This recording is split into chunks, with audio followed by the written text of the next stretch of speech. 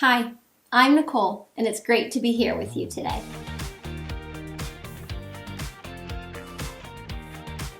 Welcome to Kingston Standard Church, our online version.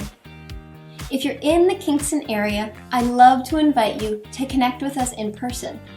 However, if you are limited to connecting with us here online, we're so glad we can walk together as we discover and follow Jesus in this setting. And whether you join us in person or online, be sure to check out our website at kschurch.ca. The link's in the description below. You can also subscribe to us on YouTube and like us on Facebook, so you have the inside scoop on new posts, content, and connections. And if you want to reach us with any prayer requests or questions, you can send us a message on Facebook or email our church office, and that email address is on the screen. Now, whether you're connecting here with us for the first time, or if you're returning to our channel, we have a variety of resources that are available for families on both YouTube and Facebook. Part of our mission as a church is to equip parents for conversations that help families follow Jesus together. Our goal is to connect the weekly themes and scriptures in a way that fosters meaningful family discussions and encourages questions about faith. Check out the link in the description below for our Kingston Standard Church Cabin Kids channel. Or if you're with us on Facebook, we share content there as well, to discover more interactive resources for kids and families every week of the year. You should seriously check it out. Thanks again for tuning into this video. Let's see what God has in store for us today. So what are you afraid of? Is it, crawly creatures like mice or rats or maybe even snakes or spiders? Is it enclosed spaces or the dark or heights or maybe even the dentist? Stuff like that sometimes just causes all of us to freeze up, things that we're afraid of. And sometimes we even go into avoidance mode, like just keep me away from that. We've got a family video of a time when a bat got into our house, and at that point there were 4 of us there, and so one of our family members took out a phone to take a video of what was going on, and then all of a sudden another one of them kind of helped me grab a couple of tennis rackets and a blanket, and we were trying to guide the bat toward the open door to go into the outside in the backyard, and one of our family members was under the blanket screaming, "Keep that thing away from me! Keep that thing away from me!" We've all got stuff we're afraid of, really, and none of us want to be ruled by our fears. However, fears can sometimes cripple us, and we find that we freeze or maybe even fixate on some things that sometimes we worry might happen. So what do we do with that when God is calling us to engage with Him and it tips the scales on one of our fears? Our invitation, does it get frozen because of fear? And that can cause us to ask a couple of questions, because really we recognize that there are ways that we may operate that could possibly be getting our fears to grow larger. Is that possible for us? Or are there even some options for us to choose that we could grow courage in our lives? As we work through the scripture of God's big story of redemption over this year, we've been following so far Abraham's family through some of their ups and downs. And at this point where we're catching up with them today, they're now a nation, the people of Israel. And they're going to be a great example for us of this competition we all experience, this challenge we have between fear and courage. Now, it could be argued that, there are very few other people in history that have watched as many obvious acts of God happen right in front of them other than the people of Israel. And as we pick up their account today, we recognize that there's been a whole slew of these things that have just occurred, like they've recently crossed the Red Sea and the Egyptian army was wiped out. Just before that, they were released from Egypt, and they took all kinds of plunder with them as they went, because people were basically saying, "Here, take my riches, take my jewelry, please go, get away." They all of a sudden have had food and water provided by God in the desert. And, they've had a chance to witness the delivery of the Ten Commandments. All of these are phenomenal acts of God. And they're getting set to enter this incredible place that they've dreamed of for years, called the land of promise, the promised land. This territory where they're going to be able to live and operate, and things are going to be spectacular and beautiful. It's rich soil and tremendous potential.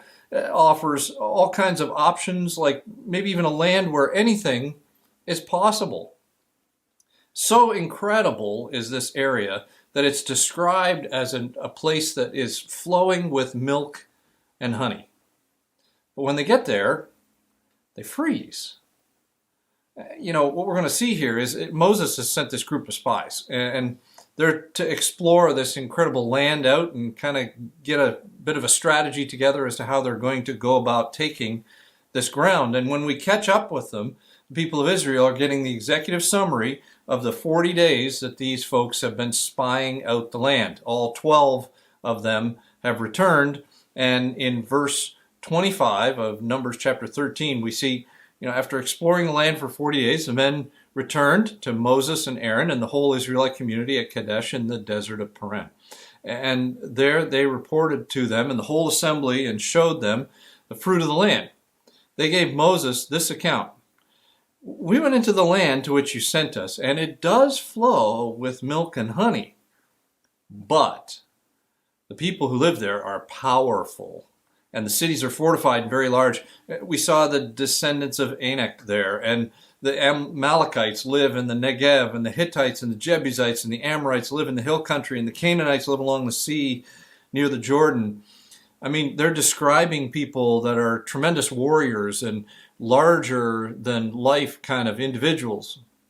Verse 30 continues, well, then Caleb silenced the people before Moses and said, we should go up and take possession of the land, for we can certainly do it. But the men who had gone up with him said, we can't attack those people. I mean, they're stronger than we are. And they spread among the Israelites a bad report about the land they'd explored. They said, the land we explored devours those living in it. All the people we saw are of such great size. We even saw the Nephilim there, and the descendants of Anak come from the Nephilim. We seemed like grasshoppers in our own eyes, and we looked the same to them. And just as a reference, the Nephilim were these giant-sized people that were a part of history at that point. That night, all the members of the community raised their voices and wept aloud. All the Israelites grumbled against Moses and Aaron, and the whole assembly said to them, if only we died in Egypt or in this wilderness. Why is the Lord bringing us to this land only to let us fall by the sword? Our wives and children will be taken as plunder. Wouldn't it be easier for us to go back to Egypt? And they said to each other, we should choose a leader and just go back to Egypt. Now, all of this is a pretty curious set of events, isn't it? I mean, this is what they've hoped for, what they've dreamed of. All the risks that have been a part of everything that they've done so far really were about this moment right here. It was a major turning point in the life of the community of Israel. And so as you read ahead in the account, what you discover is these two guys, Caleb and Joshua, two of the spies, they're the only ones to speak up. And they're the only ones to have any confidence that God could do anything, even while everyone else was kind of running around in panic mode.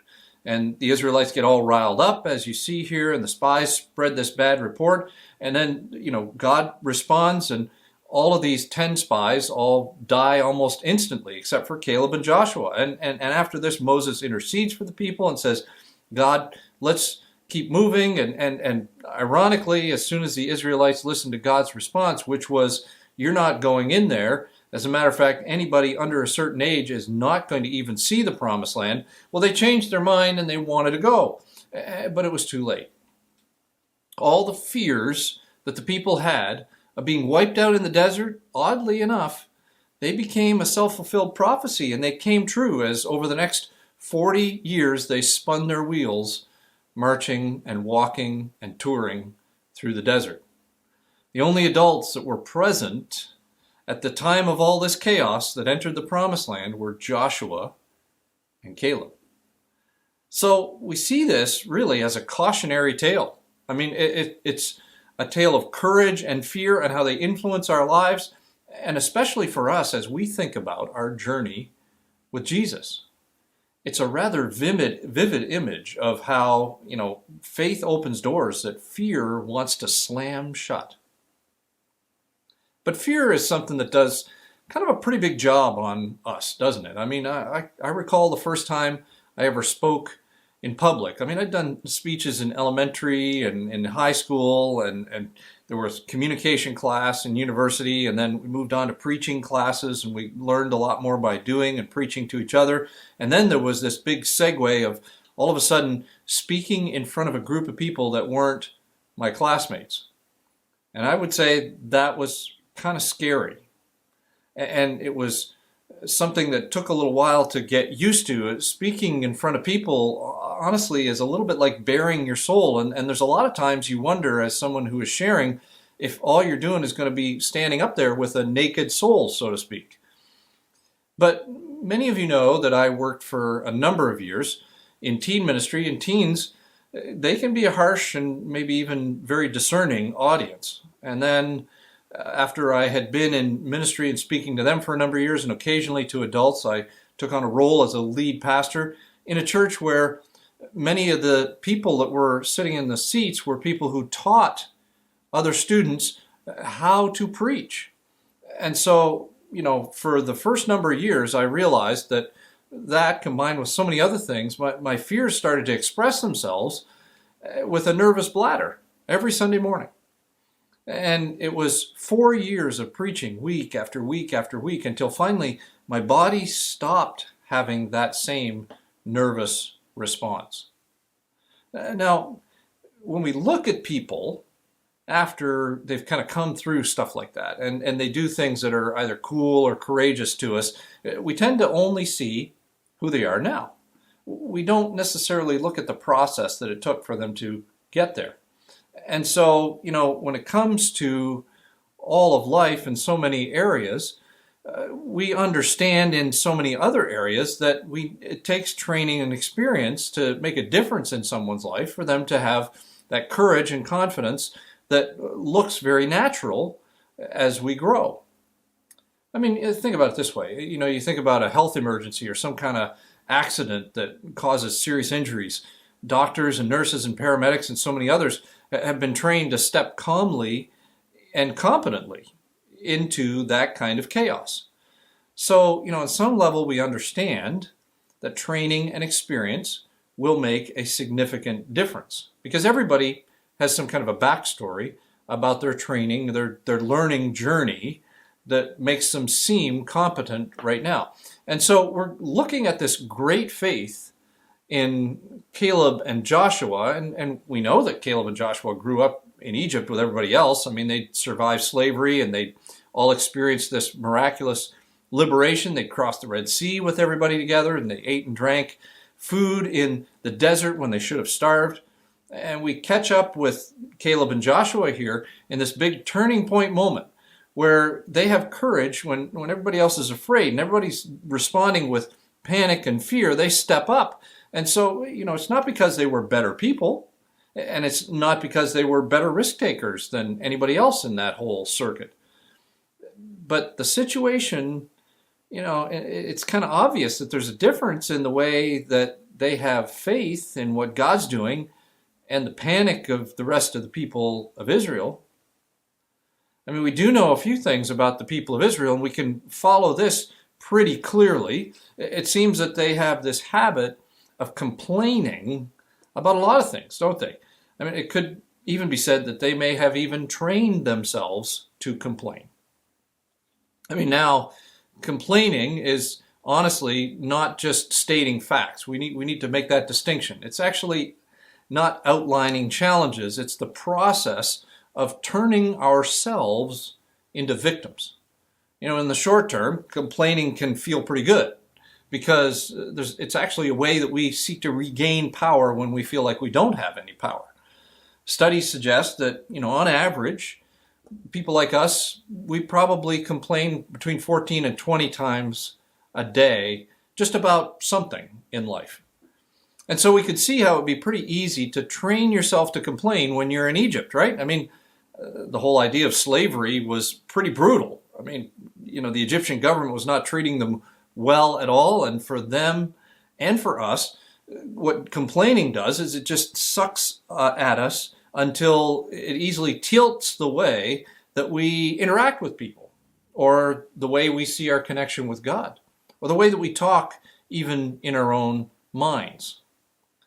Now let's just kind of stop and think about that for a minute. Like, as you see their segue here, Moses shows up and tells them that God's going to liberate them from Egypt, and they're going to be their own nation, and they're going to move to the promised land, which is something that they've been thinking about and praying for years and years and years. And as you know, it gets worse before it gets better. And their response as a group is, just leave us alone. You're making our lives worse. And then they leave Egypt and they're happy and their attitude is awesome. And then it quickly changes when they realize they're cornered against the Red Sea and the Egyptians are bearing down on them. And they react again and they're like, how could you do this to us? What were you thinking? And in spite of all of the complaining, we do know that they did make it to the other side. And so now they're hungry and thirsty because they're stuck in the desert and they've run out of food that they brought with them. And so they react again. If you'd left us in Egypt, we'd have food. And you brought us here to die. I mean, they aren't just expressing problems. They're complaining. They're making themselves victims every single time something doesn't go the way they think it ought to. Then even at Mount Sinai, they experience the Ten Commandments and they think, well, we're scared, so you talk to God and we'll stay here. And Moses has been away for a long time, and so they react again and they're like, Moses has abandoned us. And they coerce his brother Aaron into making them a golden calf. It seems like they had become pretty much experts in the whole area of grumbling and complaining. And as we know, when it comes to any kind of a habit, whatever it is we feed is going to grow. The habits we feed in our lives will only continue to expand, regardless of whether it's a good habit or whether it's a bad habit, because all habits grow over time, and complaining can eventually become this habit that we don't even realize we're slipping into, turning ourselves into victims when things aren't going the way we think they ought to. I mean, God has already brought them from death and slavery to life and promise and something beautiful and new, but complaining has locked them up in a mindset of death and slavery, because the only power they ever really knew how to develop when they were in Egypt was this power of complaining, right? They're trying to capture some kind of power back, and complaining, we know, is just a dead end. And it's full of absolutely awful self-fulfilled prophecies. So God brings them to the edge of this land of promise. And he says, go. And they say, no, I don't think that's a good idea. And their complaining led to fear. And the doors God was opening quickly slammed shut.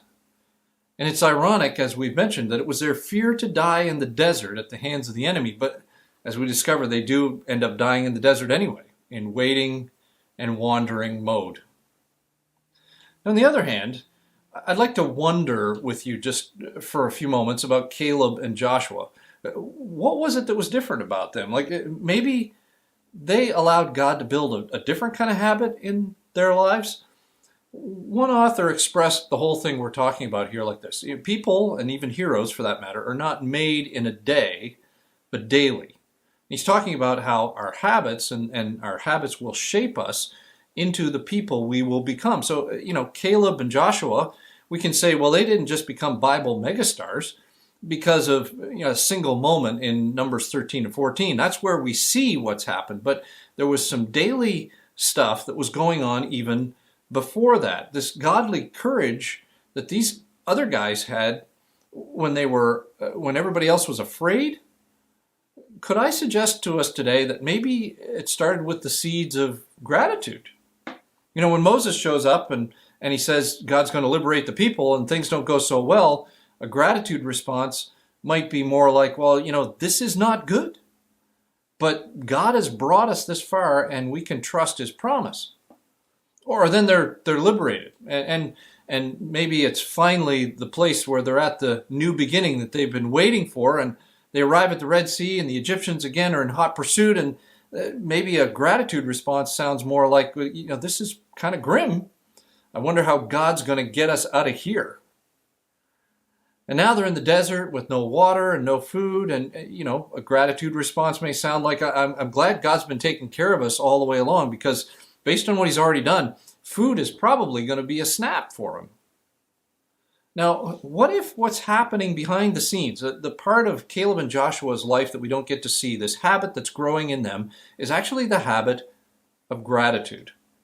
Because we do know that gratitude grows, and as it grows, it matures into courage and faith. I mean, the Apostle Paul shares with us in Philippians chapter 4, when he teaches this, he says, don't worry about anything.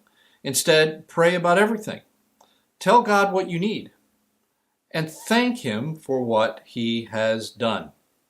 That's gratitude right there. Tell him what you need.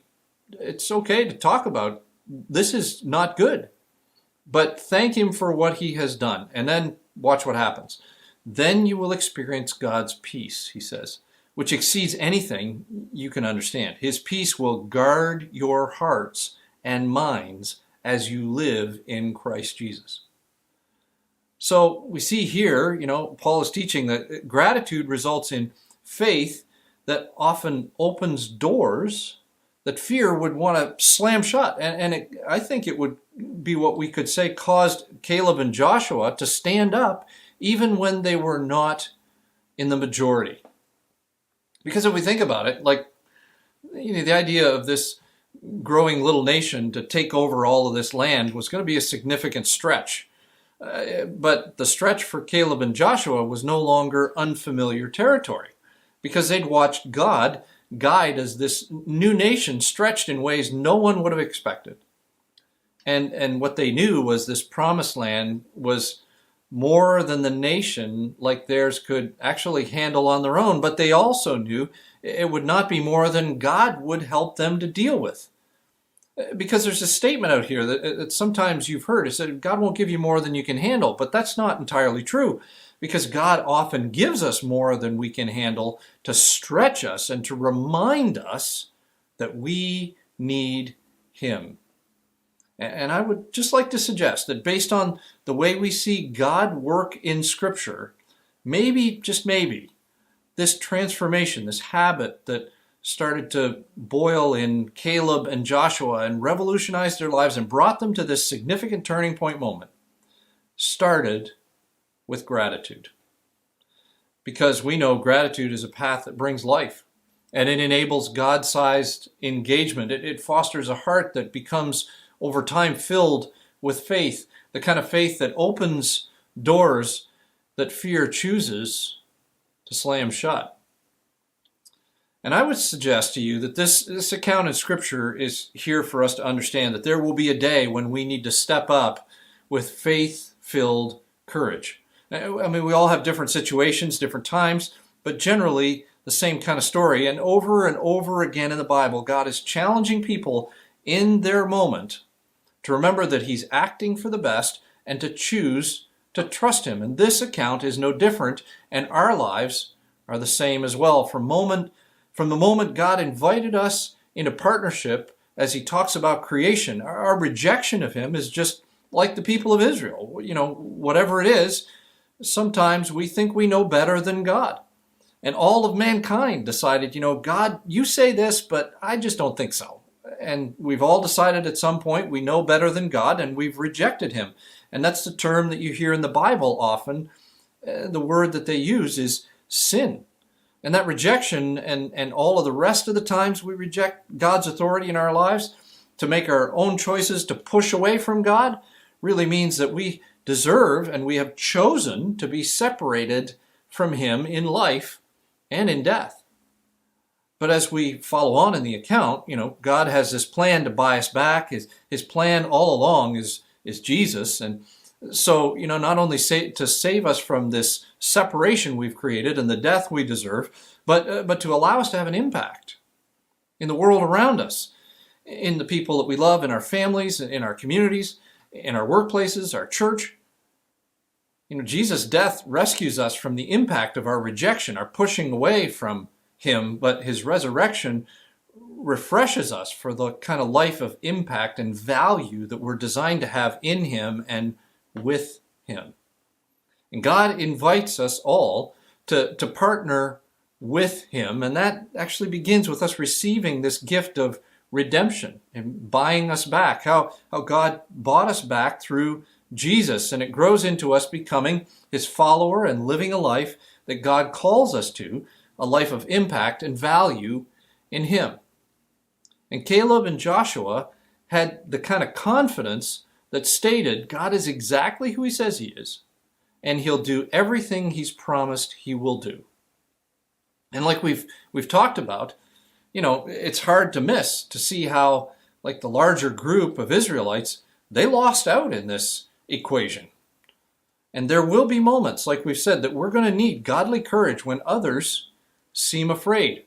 It may not be for a nation, but it could be in our family. It could be some kind of statement or area or place that God is directing us. It may be related to our generosity. It may be around our family, kids, whatever the case may be. And if we follow the example of the majority of Israelites complaining, that's just going to suck any courage of experiencing the activity of God out of our daily lives. So maybe even it will take us to a place where we just kind of feel like trust is impossible. But as we experience God in daily life, we can follow a path of gratitude and see how faith opens doors that fear seeks to slam shut. So, what if the day you needed faith-filled courage was actually today? What would your natural response be in that battle of courage versus fear? Because if we feed life with complaining, that causes our victimhood to grow and our fears along with them, and our faith dies in that process. But the option is open for us to ask God to help feed the life that we live with increasing gratitude. And we understand that will grow courage that leads to faith. So in light of that simple kind of a thought, is there some part of our daily routine that we maybe need God's help to adjust? To feed the habit of gratitude instead of the habit of complaining, and to ask God maybe even for the eyes to see where we need gratitude instead of complaining, or to ask him where, for us to be able to see where complaining is starting to kind of rise up in us and it's getting fed as a habit in our lives. Maybe it's to receive the gift of life in Jesus that makes all of this possible, because this really is not about us just trying harder and working harder to get this right. It's really about trusting God and listening to him as he works in our lives to choose to build habits like gratitude over complaining. And he's inviting us into partnership with him all the time. And so the question becomes, will we respond with faith that opens doors, or will we choose to respond in fear that will slam those doors shut? Let me pray for us. God, we are just grateful to you today for the fact that you love us and that you long for us to develop the kind of habits in our lives that lead to faith. And so we see in the life of the Israelites that complaining didn't go there. And so we thank you for the fact that Caleb and Joshua give us a bit of an example to recognize how gratitude and faith and courage kind of all end up tied together. And I pray that you would walk with us as we seek to build a habit, a foundational habit of gratitude. And I pray that you would remind us on a daily basis, for those of us who are following you, when we're starting to slide into complaining. And for some of us here today who are needing to receive your gift of redemption, God, I pray that you'd help us to pray maybe a prayer like, Jesus, forgive me for the times I push you away and try and live in my own authority, that sin that causes me to be deserving of separation and pushing you away and death. Thank you for your gift of redemption and how you love me and you want to restore me to a life of value and impact that's lived in you and with you. And it's not about us working harder, it's actually about living in Him. And so, God, thank you for your goodness to us. If you're somebody who's prayed that kind of a prayer today, then let me invite you to let us know through office@kschurch.ca. And if you're continuing to walk on the pathway with Jesus and you're challenged by some new step, then feel free to let us know. We would love to hear from you. But if you're just getting started, there's some resources we'd love to send your way and help in that journey. Thank you for joining us today. Be sure to subscribe to our YouTube channels, including Cabin Kids. And if you're catching this on Facebook, you can like or follow us there too. Before you go, please take a moment to like, comment, or share this video so others can enjoy it as well. And if you find yourself in the Kingston area, it would be great to see you and have you join us for an in-person service. And finally, I'll end with this. Please know that you are loved and we are praying for you. Thanks for praying for us too. We'll see you soon.